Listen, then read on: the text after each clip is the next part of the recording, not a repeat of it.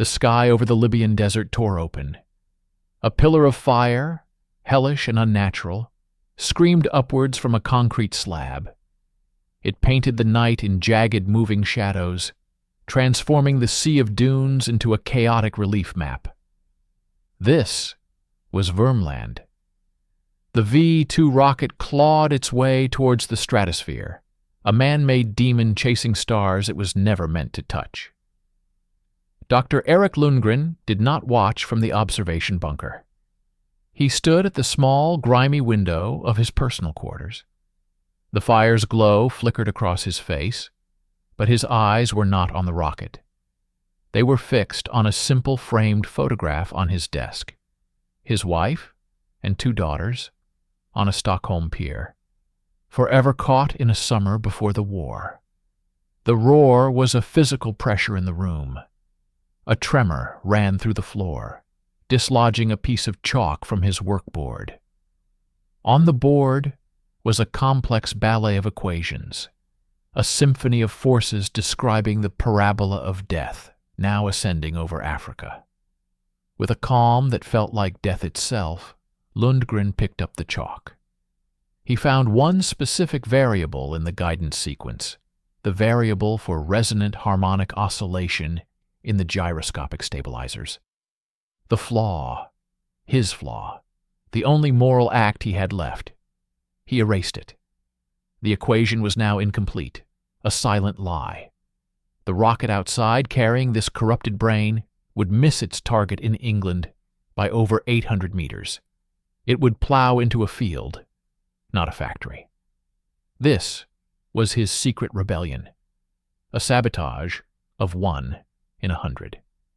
But the Gestapo security officer, Hauptmann Weber, was not a physicist. He was a bloodhound who understood patterns. And the pattern of Lundgren's calculation errors was becoming a trail. The sound of the rocket faded into a distant, dying thunder. Lundgren placed the chalk down. He opened a drawer and took out a single tarnished Swedish krona coin, dated 1939, the last year of peace. He turned it over in his fingers, feeling the cool metal. It was not a memory. It was a signal. A desperate final prayer cast into the ether weeks ago, directed at the faceless Allies. A prayer that had now made him the most hunted man in the desert. He was no longer a scientist. He was a ghost, waiting to be exorcised by his own side. The coin's twin lay on a polished mahogany table in London 3 days later. It glinted under the harsh light of a secure briefing room, an alien artifact in a world of maps and red-tape dossiers. "A ghost," said the American OSS colonel, his voice like gravel pouring from a sack. "Not a defector. A conscience with a body attached, and that body has approximately 72 hours of usable life left." Captain Jack Reed, U.S. Marine Raider, sat motionless. The Pacific had etched itself into his skin, a web of sun-bleached scars around his eyes, a tension in his shoulders that came from expecting the next mortar round. This room, with its plush silence and scent of old paper, was more alien to him than any jungle. Dr. Lundgren, the colonel continued, tapping the file, didn't just find a flaw in the V-2's guidance. He is the flaw. He's been artificially introducing an error margin into their targeting sequences for months. Every rocket that's gone astray is his silent protest. A British MI6 liaison, a man named Sterling with eyes the color of a frozen lake, cleared his throat. "Our asset within Vermland confirms the Abwehr is conducting an internal purge. They've isolated the source of the anomalies to 3 scientists. Lundgren is one. They will interrogate, then execute. The launch you just facilitated, Captain, was likely his last." Reed's eyes didn't leave the coin. "So we extract your asset, the one already in place." Sterling's smile was thin and bitter. "Our asset is a logistics clerk. He can open a door. He cannot spirit a 6-foot-tall Swede across 200 miles of open desert under the noses of the SS." A joint mission was deemed politically inexpedient at this time. The American colonel leaned forward, his shadow swallowing the coin. "The British want to wait, to use their slower network, to debrief him. By the time they get him to Cairo, he'll be a corpse with interesting notes. We are not waiting. Operation Sandworm is greenlit. You and your team will be inserted off the Libyan coast by submarine. You will proceed to Wormland, infiltrate, secure the package, and exfiltrate to a secondary pickup point." He slid a photograph of the modified landing craft toward Reed. They looked monstrous, their hulls raised, fitted with enormous, crude sand tires. "Your chariots, LCVPs. They'll get you from the water to the dunes. No other vehicle can carry the team and equipment fast enough." Reed finally spoke, his voice low. "A Higgins boat, in a desert. Sir, with respect, that's not a tactic. It's a suicide note." "It's the only note we have," the colonel said, his tone leaving no room for debate. "Your window is 72 hours. Not because of the Gestapo. Because in 72 hours and 1 minute, every German eye from here to Berlin will be glued to the coast of Normandy. But until that moment, their security apparatus is on high alert, looking for diversions exactly like this. You will be moving directly into their focused gaze." He picked up the Swedish krona and held it out to Reed. The metal was unexpectedly warm. "This is your recognition signal. Lundgren has the other half. He will not trust a name or a password. He will trust this. Your mission is to put these two pieces back together. Nothing else exists. Not the rockets, not the data. Him." Reed took the coin. It felt heavy. "And the British asset?" Reed asked, glancing at Sterling. "You will avoid him," Sterling said coldly. "His role is to provide last-minute intelligence on Lundgren's exact location via your radio. He is not to be compromised. Your orders are to secure the primary target by any means necessary, and if compromise is imminent, you will disengage. The asset is more valuable long-term." The American colonel waited for Sterling to look away, then locked eyes with Reed. He spoke slowly, each word a hammer blow.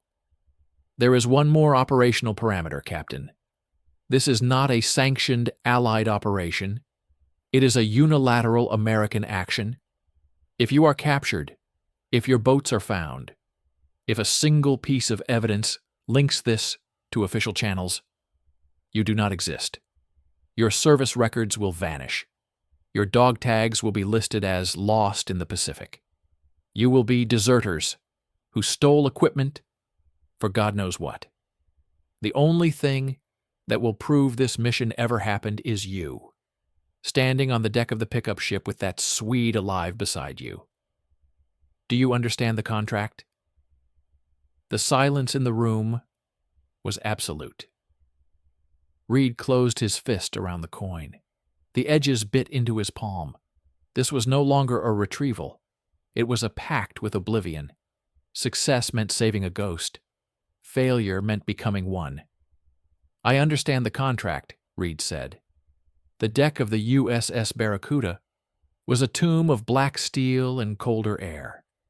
The Mediterranean slid past, oily and silent. Before them, lashed to the deck, were the three modified landing craft. In the darkness, with their grotesque tires and raised hulls, they looked like the fossilized carapaces of some prehistoric mechanical insects. Reed's team gathered around him, their faces pale smudges in the starlight.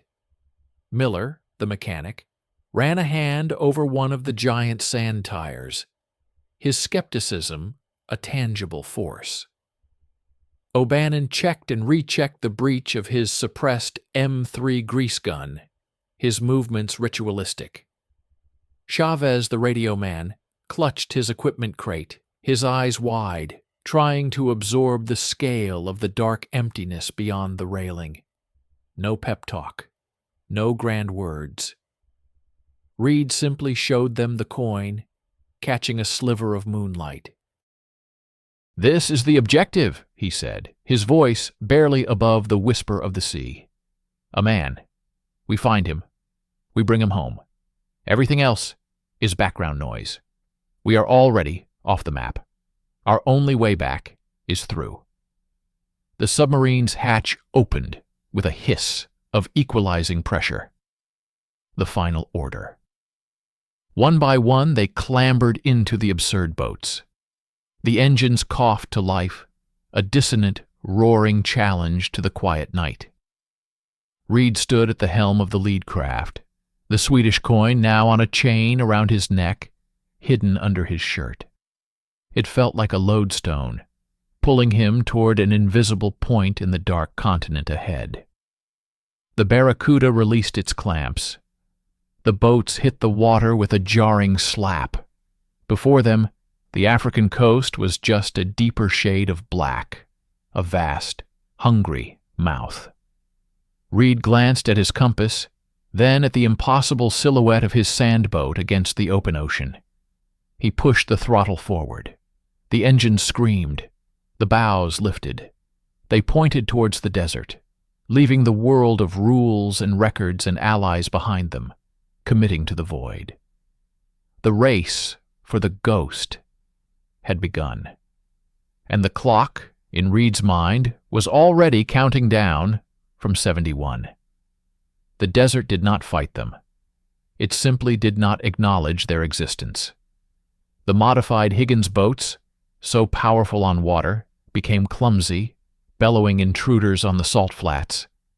The reinforced hulls groaned against the crusted earth. The massive sand tires, designed to float over dunes, dug into the brittle surface, spraying fans of white dust that glittered poisonously in the starlight. Chavez, in the second boat, was the first to break, not from enemy fire, but from the silence that followed the engine's roar.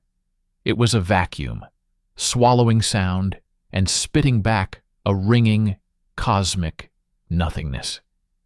He fumbled with his radio headset, pressing it to his ear, desperate for the familiar crackle of a human voice, any voice.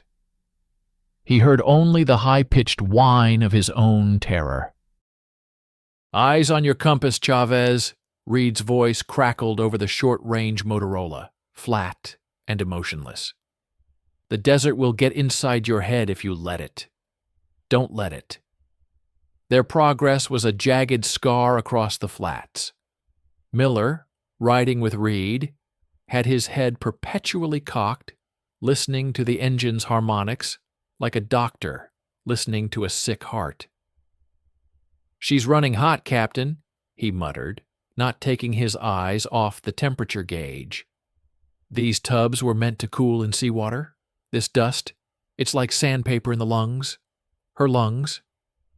They reached the edge of the great dune sea as a false dawn bled into the sky. Not light, but a leaching away of the darkest black. Before them rose mountains of sand, sculpted by a wind that had blown for millennia. They were majestic, beautiful, and utterly impassable. The plan had called for skirting the dune field. The aerial photograph showed a wadi, a dry riverbed, cutting through. It was gone, swallowed by a recent shift. The map was a lie. "We go over," Reed said. O'Bannon, in the third boat, stared at the sheer face of the first dune. "Sir, that's a 30-foot slope of soft sand. We'll dig in and bury ourselves." "We go over," Reed repeated, his jaw a hard line. "Miller, full throttle on my mark. Don't stop. Stopping is burial." It was not a maneuver. It was an act of violence. The boats roared, their engines screaming in protest, and charged the dune. They hit the incline, and the world slowed. Sand exploded around them, a blinding golden fog. The boats shuddered, their momentum dying. For a terrifying second they hung suspended, gravity and sand claiming them. "More!" Reed bellowed. Miller shoved the throttle through its gate. The engine's scream reached a metallic shriek. The tires fought for purchase, found a shred of solidity, and lurched forward. They crested the dune like a whale breaching, hanging for a moment against the bloody dawn sky before plunging down the other side in a controlled, sliding crash. One boat made it, then the second, carrying Chavez and 2 other Marines. The third boat, O'Bannon's boat, failed. Halfway up, its overheated engine seized with a sound, like bones breaking. The boat slid backward, then tipped, rolling onto its side with a sickening crunch of wood and metal. It came to rest, buried up to its gunnels in sand. The men were thrown clear, scrambling in the soft, trapping slope. Reed's boat skidded to a halt at the base. He was out before it stopped moving, scrambling back up the dune on hands and knees. O'Bannon was already pulling a dazed Marine from the wreckage. The other, Private Kowalski, wasn't moving. His neck was at an unnatural angle, his eyes open, staring at the paling sky with mild surprise. They hadn't fired a shot. The desert had taken its first tribute. There was no time for rites. No burial in sand that would reclaim a body in an hour. They took Kowalski's dog tags, his ammunition, his water. The silence that followed was heavier than the heat. Reed looked from the dead man to the buried, useless boat. Their margin, already thin, was now gone. "Strip it for fuel, parts, anything we can carry," Reed ordered, his voice hollow. 5 minutes. As Miller siphoned gas, Chavez set up his radio, erecting a slender, camouflaged antenna. He needed to check in, to hear the distant voice of the MI6 asset, codenamed Nomad, for their final approach vector.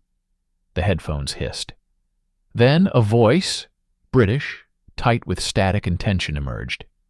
"Sandworm, this is Nomad. Authentication Foxtrot 7. Be advised package location shifted. Repeat, package not in primary science bunker. He is in the secondary wind tunnel annex. Western perimeter. Your window is narrowing. Security patrols have doubled. A special investigator from Berlin has arrived. They are conducting interviews. Package's viability is degrading. Do you copy?" Reed took the handset. "Nomad, Sandworm copies." "What is the investigator's name?" A pause, filled with etheric crackle. "Hauptmann Weber, Gestapo. He is not following standard interrogation protocols. He is a predator. You must accelerate." "Understood. Next contact at phase line Delta." Sandworm out. Reed released the transmit button. Hauptmann Weber. A name. A face for the predator. The clock in his mind wasn't just ticking down for Lundgren.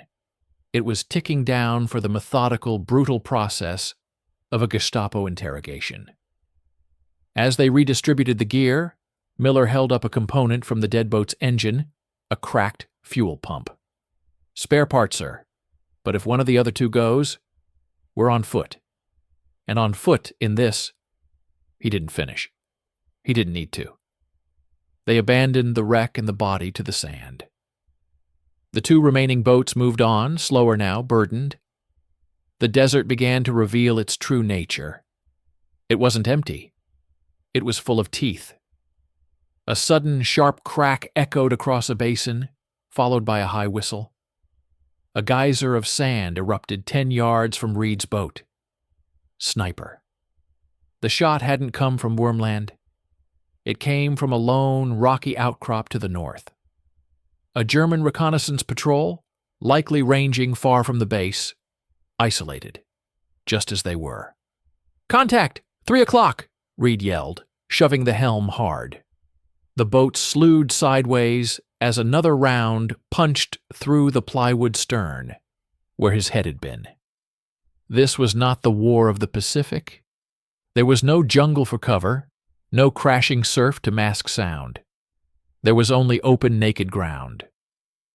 O'Bannon, in the trailing boat, didn't hesitate. He stood, braced himself against the pitching deck, and raised his M3. The suppressed weapon coughed a staccato rhythm, spitting .45 caliber rounds towards the rocks. It wasn't meant for this range, but it was meant to suppress.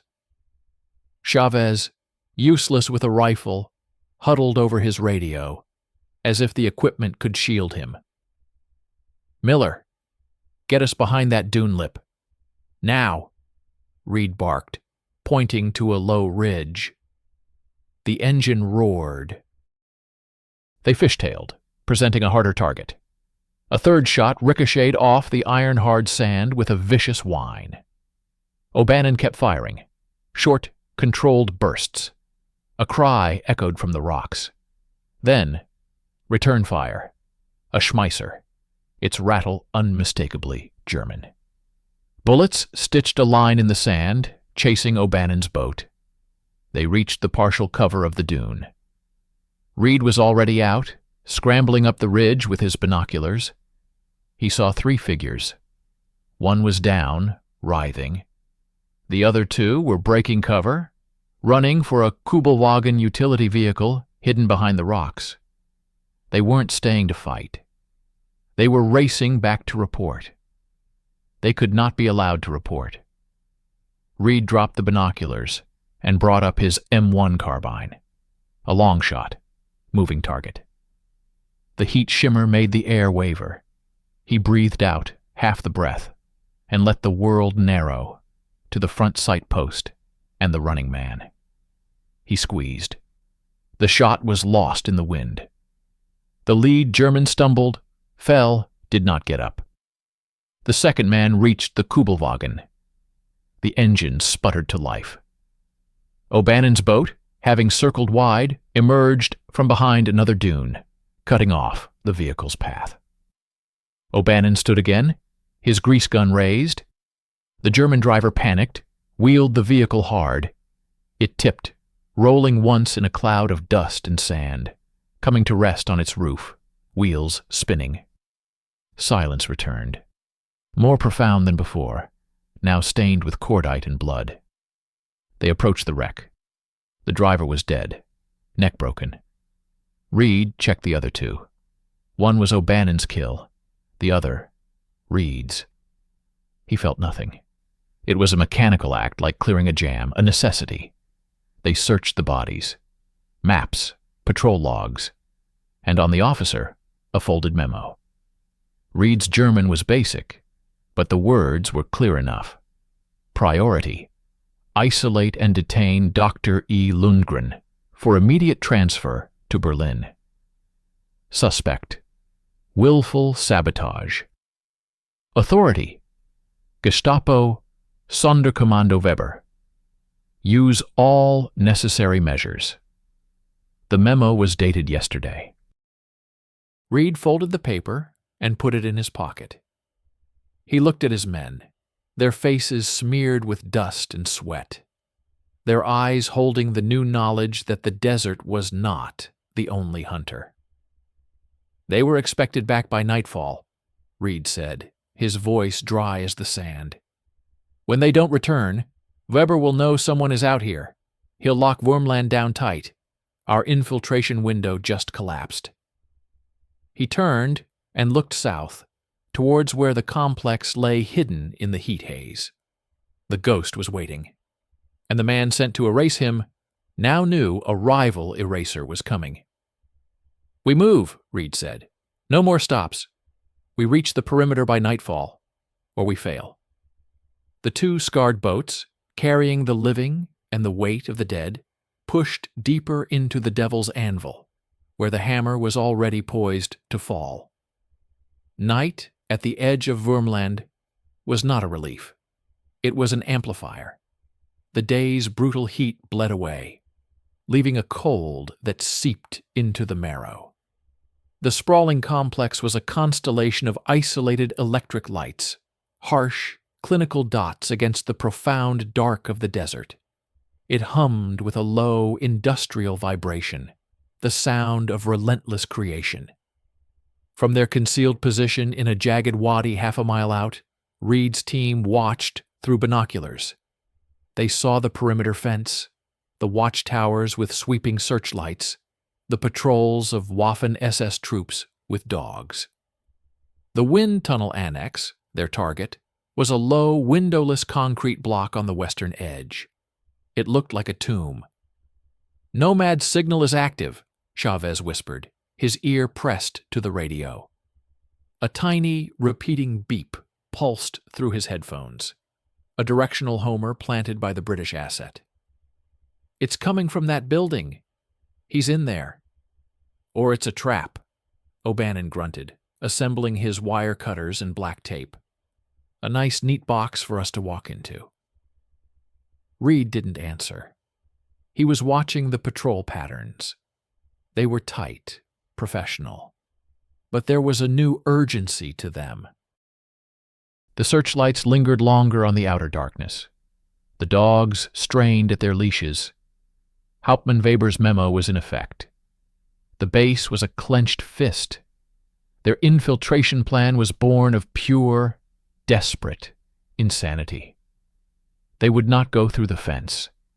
They would go under it, through the one system that had to breach the perimeter, the massive concrete outflow pipe from the annex's cooling system, dumping wastewater into a rocky culvert that emptied into their wadi. It was a 4-foot-wide pipe, half full of brackish, chemical-smelling runoff. 5 minutes per man," Reed said, checking his watch. "Miller, you stay with the boats. Prime the charges. If we're not back in 90 minutes, or if you hear sustained gunfire, you destroy the boats and exfiltrate north on foot. That's an order." Miller nodded, his face grim. He was a mechanic, not an infantryman. This was the calculus. One by one, they vanished into the mouth of the pipe. Reed, O'Bannon, then Chavez, dragging a waterproofed radio pack. The world became a tight, dripping circle of concrete, the only light from their hooded penlights. The smell was overpowering. Ozone, coolant, rot. They moved in silence, a slow, hunched procession through the bowels of the beast. After an eternity, Reed saw a dim light ahead, a grate covering the pipe's interior exit inside the annex basement. Through the bars, he saw a cavernous, humid space filled with the roar of giant fans. The wind tunnel. It was empty of personnel. Night shift maintenance.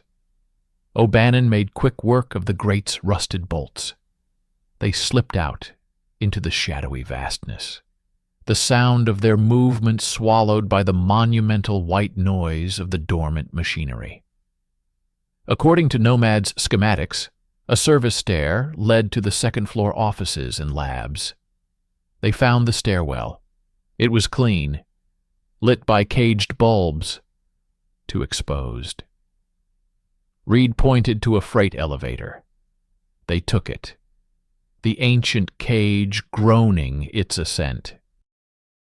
The second floor was a different world, quiet, carpeted, lined with wooden doors bearing nameplates, doctor, ingenieur. The air smelled of coffee, stale tobacco, and ozone. They moved like ghosts, O'Bannon leading, his suppressed grease gun a comforting weight. "Room 214, Dr. E. Lundgren, ballistische Analyse." Reed tried the handle, locked. He nodded to O'Bannon, who knelt with a set of slender picks. 30 seconds later, a soft click. Reed pushed the door open. The room was a chaos of ordered intellect, books stacked on every surface, chalkboards covered in beautiful, terrifying mathematics, ashtrays overflowing. and at the desk, his back to them, sat a man. He was hunched over a notebook, writing with frantic, precise strokes. He did not turn. "Dr. Lundgren," Reed said, his voice low but clear. The man froze. His pen stopped. Slowly, he turned. Eric Lundgren in person was older than his photograph. His face was gaunt, etched with deep lines of exhaustion and quiet terror. But his eyes were alive, a fierce, intelligent blue, burning with a trapped light. They scanned Reed, the American uniform under the dirty smock, O'Bannon in the doorway. "You are late," Lundgren said, his English precise, accented. There was no relief in his voice, only a simmering, corrosive anger. "The contact was for 48 hours ago. I have been waiting in this room, in this prison, waiting for the knock. Every footstep in the hall." Reed stepped forward, cutting him off. He reached under his shirt and pulled out the chain. The Swedish krona coin dangled, catching the light from the desk lamp. Lundgren's breath hitched. His defiance crumbled for a second, revealing the raw fear beneath. His hand went to his own pocket, withdrawing the coin's twin. They were a perfect match. The ghost and his would-be savior, connected by a circle of cold metal. "We're here now. We have to move," Reed said, stepping forward. But Lundgren didn't take his hand. Instead, his eyes darted to the door behind O'Bannon. "We cannot go the way you came." "Why?" "Because Weber is not a fool. The pipe. It is the only vulnerable point. He has known about it for a week. He has men watching the outflow.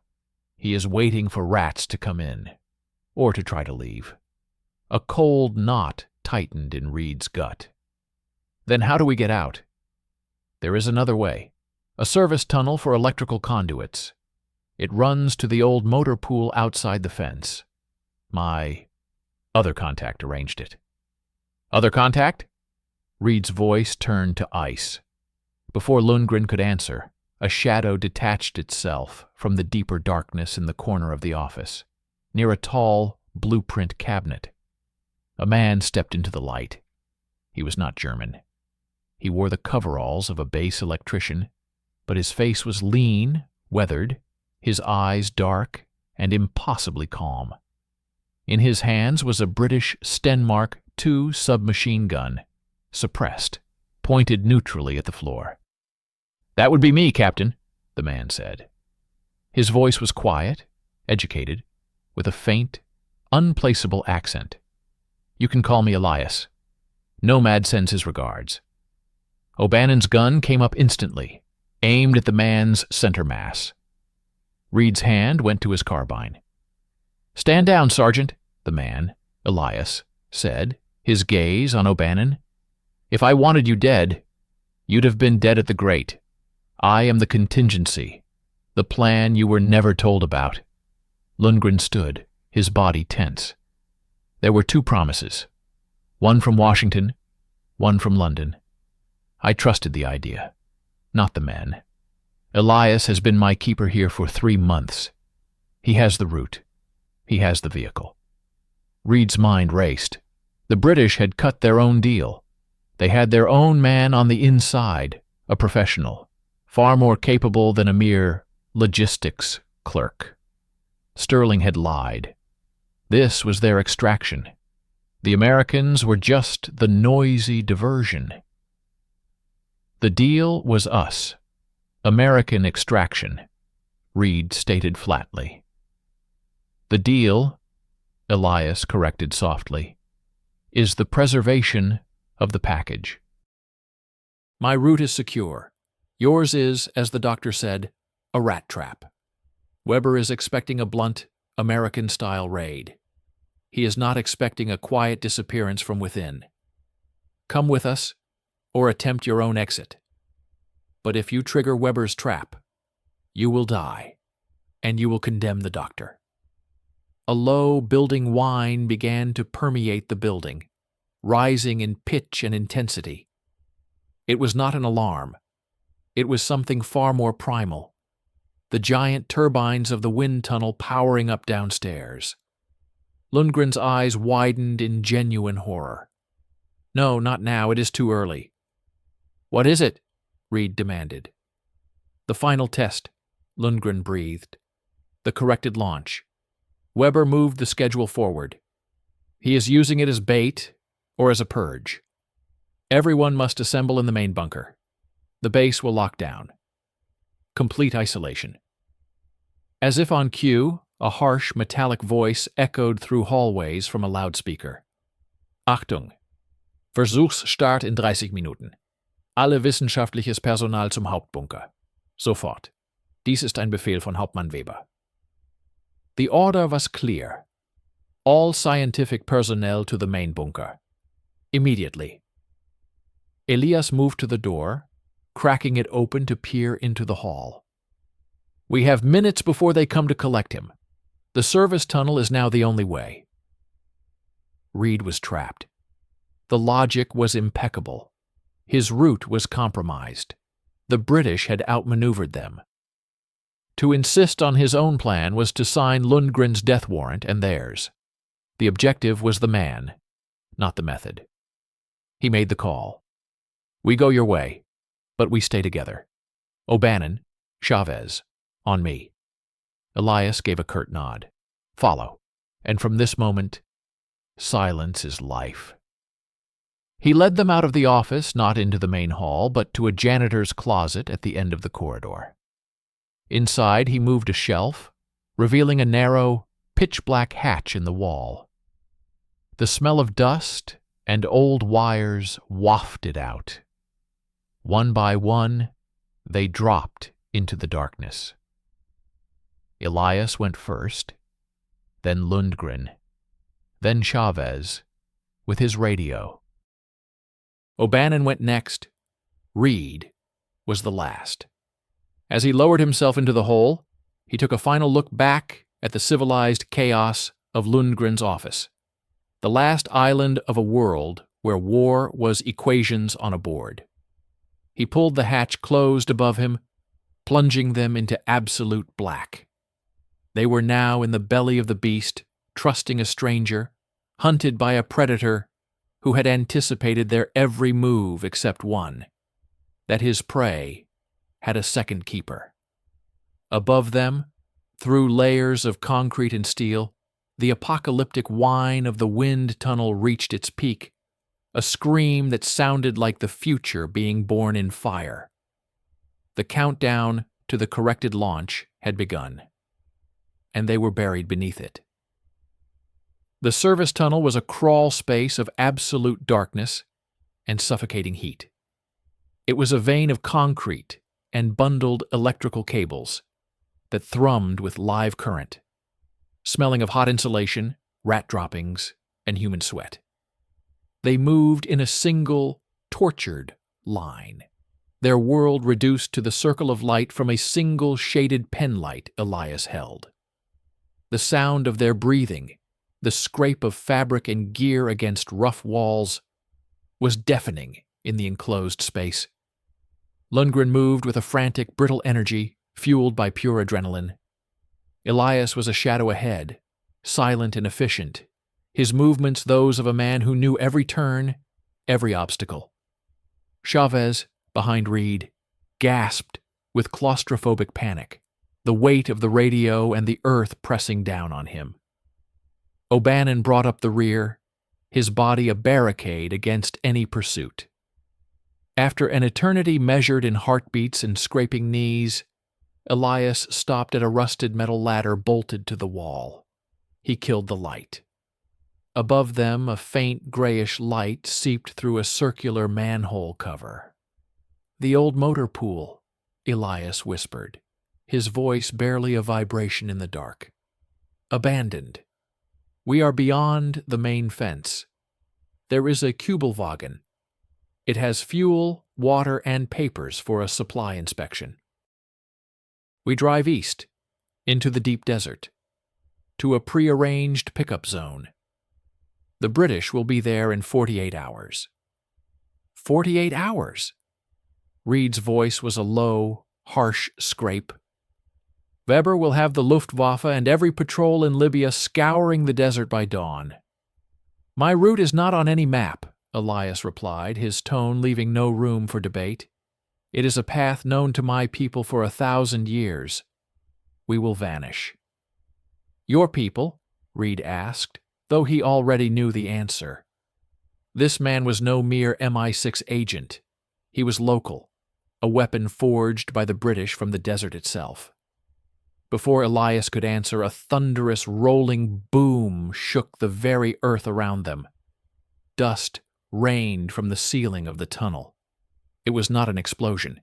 It was deeper, more profound. The sound of the sky being torn in two. The V-2 launch. Lundgren let out a choked sound, part sob, part scientific awe. The correction, it works. They have fixed my error. Now it is a perfect weapon. The despair in his voice was total. His life's work, his secret sabotage, all erased in that one cataclysmic roar. Move, Elias commanded, shoving the manhole cover open. They emerged into a scene of surreal stillness. They were in a yard of cracked concrete, littered with the skeletal remains of trucks and fuel drums. A single dust-covered Kubelwagen sat near a derelict hangar. The night sky to the south was stained an angry orange from the rocket's fire, slowly fading. The scream of its ascent still echoed in their bones. Elias went straight to the driver's side. Reed's hand clamped down on his wrist. We drive, Reed stated. My man drives. You navigate. For a second their eyes locked in the dim light. The Americans' pragmatic command. The agent's controlled fury at the breached protocol. The unspoken truth hung between them. Reed no longer trusted him. This was now a joint prisoner transfer. As you wish, Elias said coldly, relinquishing the driver's seat to O'Bannon.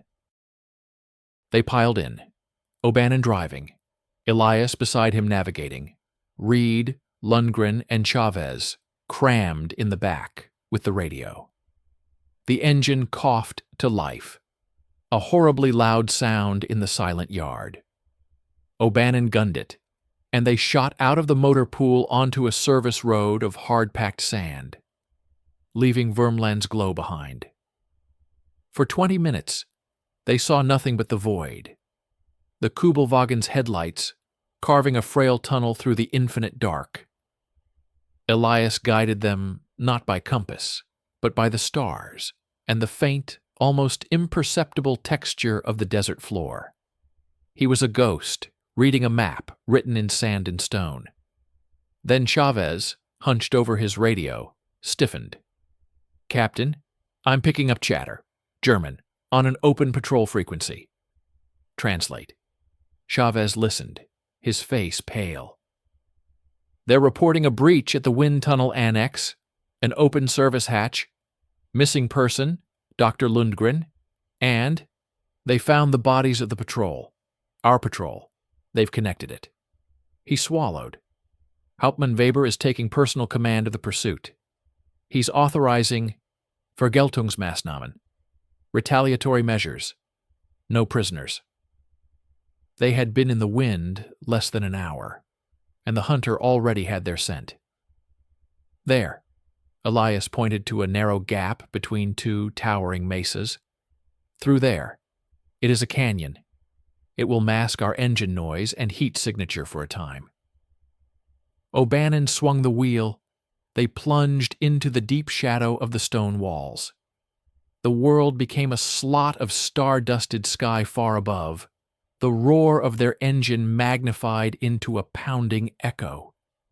It was a perfect place for an ambush. It happened with shocking speed.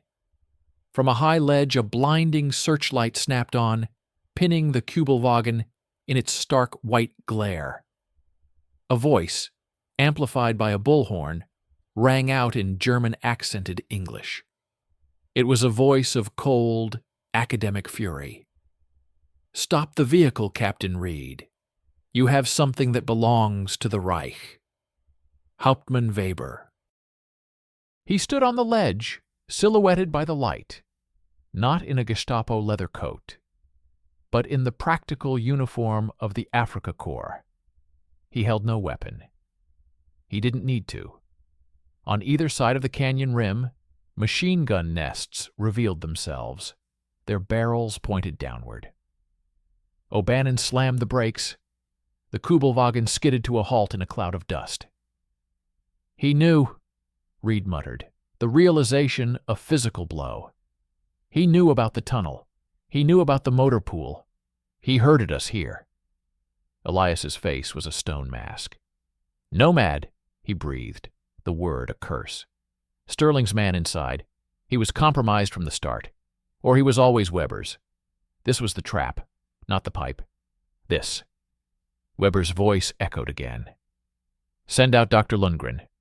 You and your men may keep the vehicle, a gesture of professional courtesy. You have 5 seconds." Reed's mind raced. The machine guns had intersecting fields of fire. They were fish in a barrel. There was no cover. Lundgren looked at Reed, his face hollow. "This is the calculus," he said softly. "1 life for 4. It is the correct equation." "No," Reed growled. He wasn't thinking of the mission anymore. He was thinking of the contract. The only way back onto the map was with the ghost. He looked at Elias. "You said you knew this desert?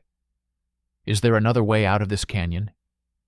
Elias's eyes scanned the walls, fast, desperate. "There, to the left. A goat path. It is steep. It is almost vertical. The Kubelwagen cannot take it." "We're not taking the vehicle," Reed said, his voice now eerily calm. He turned to O'Bannon. "Sergeant, on my mark, you turn off the lights, and you drive straight at that rock wall, as fast as this thing will go." O'Bannon didn't question. He nodded, his hands tightening on the wheel. Reed looked at Chavez. "The second we move, you throw the radio out, as far as you can." 2! Weber's countdown boomed. "Elias," Reed said, locking eyes with the agent, "you get the doctor up that path. You keep him alive.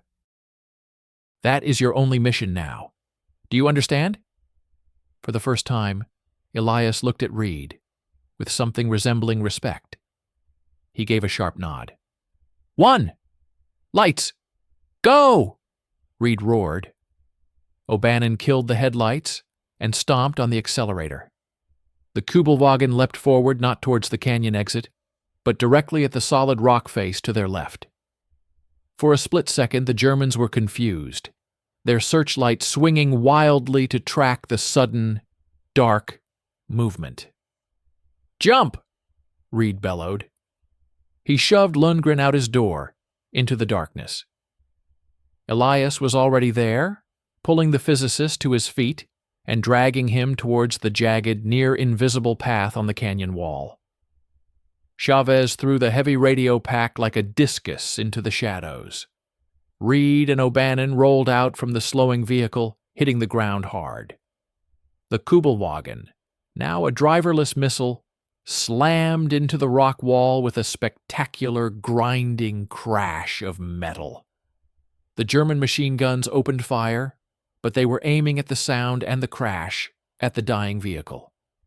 Muzzle flashes lit the canyon in strobic bursts. Bullets chewed the wreckage to pieces. In the chaotic darkness, Reed scrambled towards the wall. He saw Elias, halfway up the treacherous path, hauling a terrified Lundgren like a sack of grain. O'Bannon was beside him, shoving Chavez upward. Reed followed, his boots scrambling for purchase on loose shale. From the ledge, Weber screamed orders in German. The searchlight found them, climbing like insects on the stone. A bullet sparked off the rock next to Reed's head. Another caught Chavez in the leg. The young radio man cried out, his grip failing. O'Bannon, below him, braced and shoved him upward with a superhuman heave, screaming, "Climb!" Reed turned, bringing his carbine to his shoulder, and fired 3 rapid shots towards the searchlight. He didn't hit it, but the muzzle flashes from his gun drew the fire. Bullets whined around him, chipping the stone at his feet. He saw O'Bannon turn, his grease gun coming up, to lay down covering fire for Reed. It was a heroic, stupid, and final act. A burst from a German MG-42 walked up the rock face and found him. O'Bannon's body jerked, danced, and then fell backwards, vanishing into the darkness at the base of the canyon. There was no time for grief, only rage. Reed emptied his magazine towards the machine gun nest, then turned and climbed like a man possessed. He caught up to Elias and Lundgren at the top of the ridge. Chavez was there, sobbing, clutching his bleeding leg. Below, in the canyon, the shooting stopped. An engine revved. Weber was coming. Reed looked at their ragged group. A wounded radio man, a betrayed agent, a broken physicist, and himself. They had no vehicle, no radio, limited water, and were on foot in the most hostile environment on Earth, with a relentless predator closing in. The race from hell had entered its final desperate lap, and they were now the prey, running on pure instinct, with nothing left to lose but the ghost they carried. Dawn in the deep desert was not a sunrise. It was an invasion. The light did not creep. It attacked, a searing, colorless glare that bleached the world of shadow and mercy. It revealed a landscape of such vast, indifferent cruelty that it made the previous night's gunfire seem intimate. They were specks on an endless, rolling canvas of bronze and white. Reed dragged Chavez, whose leg was a mess of blood-soaked fabric and pain. The young Marine's breath came in ragged, whimpering gasps. Lundgren stumbled, his intellectual's body pushed far beyond its limits, kept moving only by Elias's iron grip on his arm. Elias himself moved like an automaton, his eyes scanning the horizon not for pursuit, but for the oldest of maps, the slant of the sun, the whisper of wind-sculpted stone. They had no water left. The canteens had been lost in the climb. The heat was a physical weight, pressing the air from their lungs, leaching the moisture from their eyes. Reed's mind had retreated to a cold, clear point behind his eyes. O'Bannon was gone. Miller was gone, likely dead at the boats. The mission was a skeleton of its original intent. All that remained was the contract. The only thing that will prove this mission ever happened is you, standing on the deck of the pickup ship with that Swede alive beside you. He looked at Lundgren. The man was a ghost in truth now, haunted, hollowed, his life's purpose twisted into a key for a perfect weapon. Reed wasn't saving a scientist. He was salvaging a conscience from a fire. It felt pitifully small against the scale of the desert and the war. There, Elias croaked, pointing a cracked, bleeding finger towards a distant smudge on the horizon. The Well of Sorrows, a dry sinkhole, rock overhang, shade, maybe moisture in the deepest cracks. It was not hope. It was a postponement of death. They reached the sinkhole as the sun reached its murderous zenith. The shade under the limestone overhang was a shocking cold, a cave-like pocket of fleeting mercy. They collapsed. Reed tended to Chavez's leg with rough, efficient tiers of fabric, making a tourniquet. The wound was bad. Infection was a certainty. Death, a likelihood. Lundgren sat with his back against the rock, staring at nothing. He took out his Swedish krona coin, its twin still around Reed's neck. He turned it over and over. "I did not just correct the guidance," he said, his voice a dry rasp, to no one in particular. I perfected it. The resonance flaw. It was a symptom. I found the disease. The mathematics of stable reentry. Weber has it now. In 6 months, the V-2 will not be a terror weapon lobbed at a city. It will be a sniper's rifle, capable of striking a ship in a harbor, a command bunker, your Pentagon. He looked at Reed, his eyes burning with a feverish guilt. You are not saving a prize. You are retrieving an architect of the next war. You should leave me here. Before Reed could answer, the sound reached them.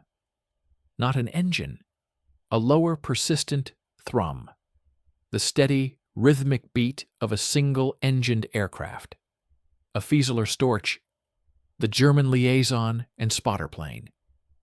It appeared over the edge of the sinkhole, a grotesque insectile silhouette against the bleached sky. It circled, slow and predatory. It had seen them. It dipped a wing, a signal to someone on the ground. Weber had air support. Elias was on his feet, pulling Lundgren up. They will vector in patrols. We have minutes. But Chavez couldn't move. The pain and heat exhaustion had finally broken him. He shook his head, tears cutting clean lines through the dust on his cheeks. I can't, Captain. I'll slow you down. Just go. Reed knelt beside him.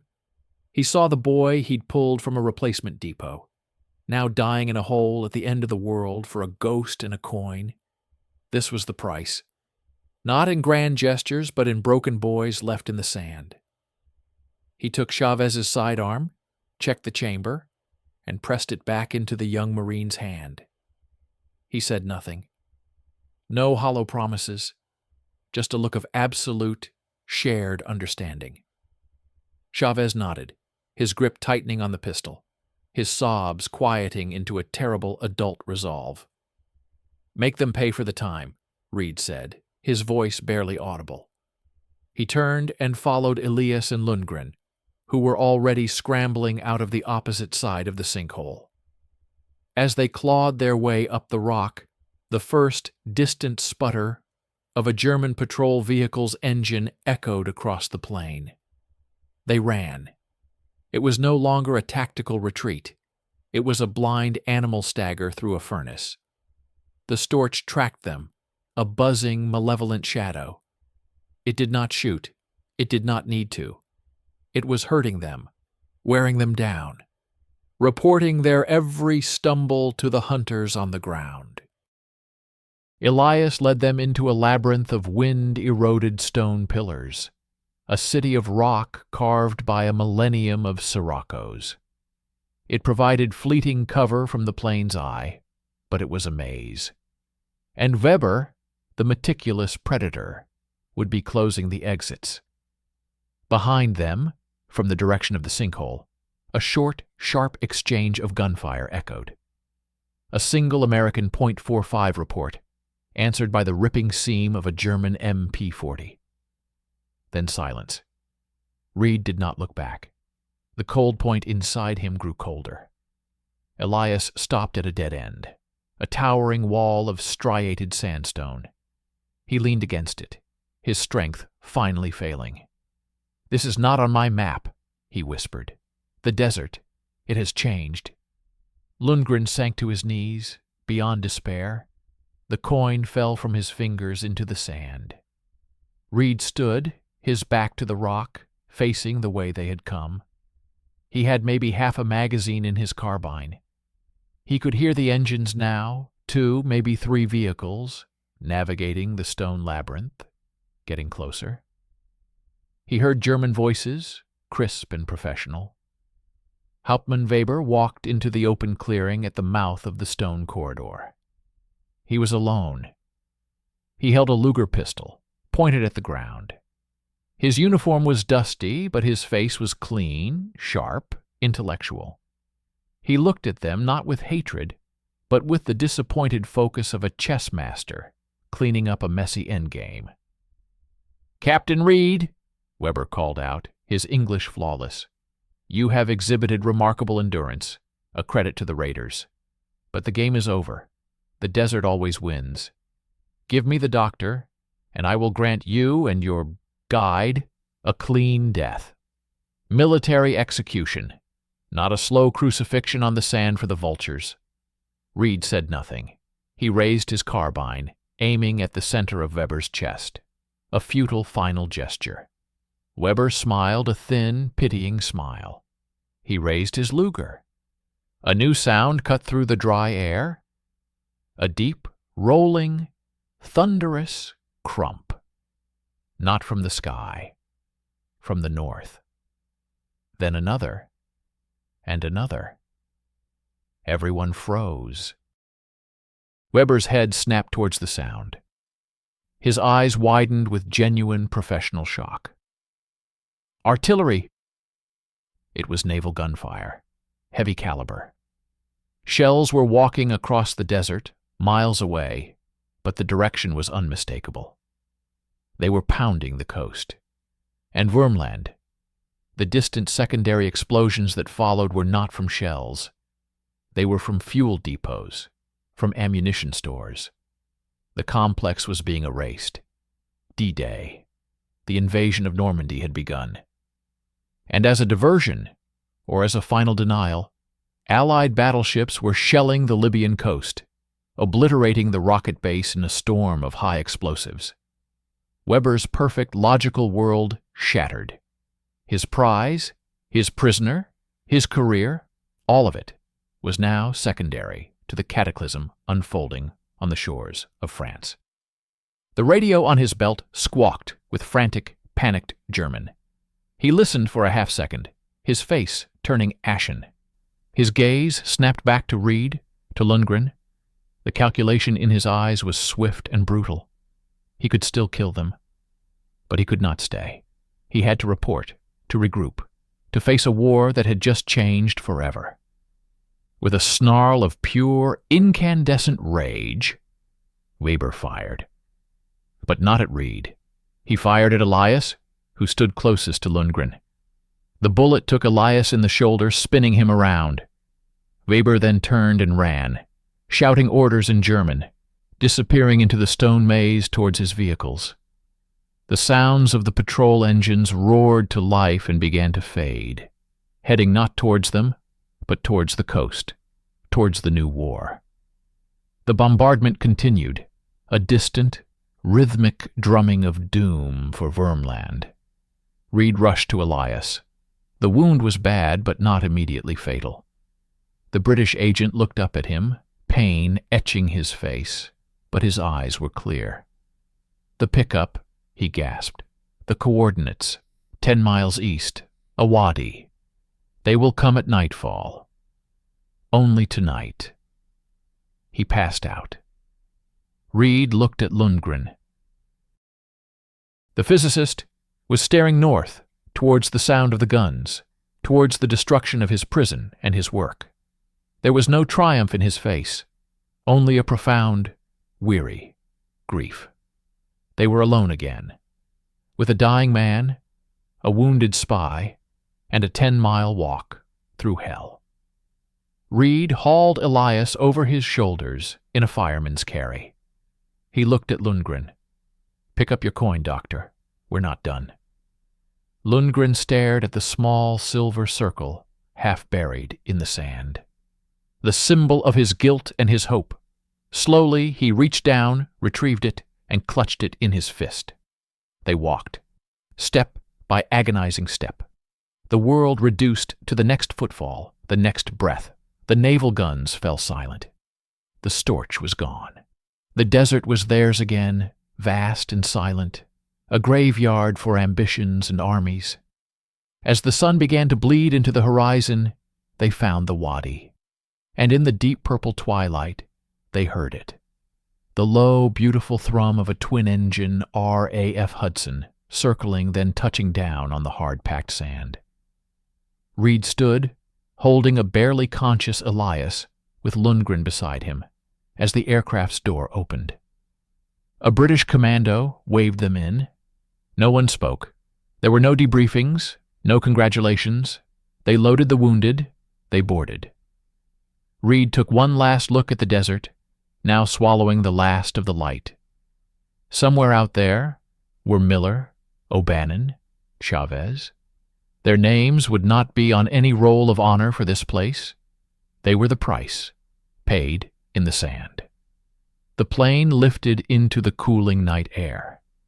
Inside, Lundgren sat with his forehead against the vibrating window, his coin pressed between his palms.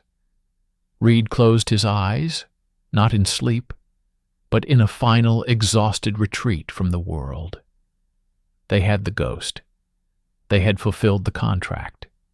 And they were returning to a world that would never know what they had done or what it had cost. They were returning as ghosts themselves.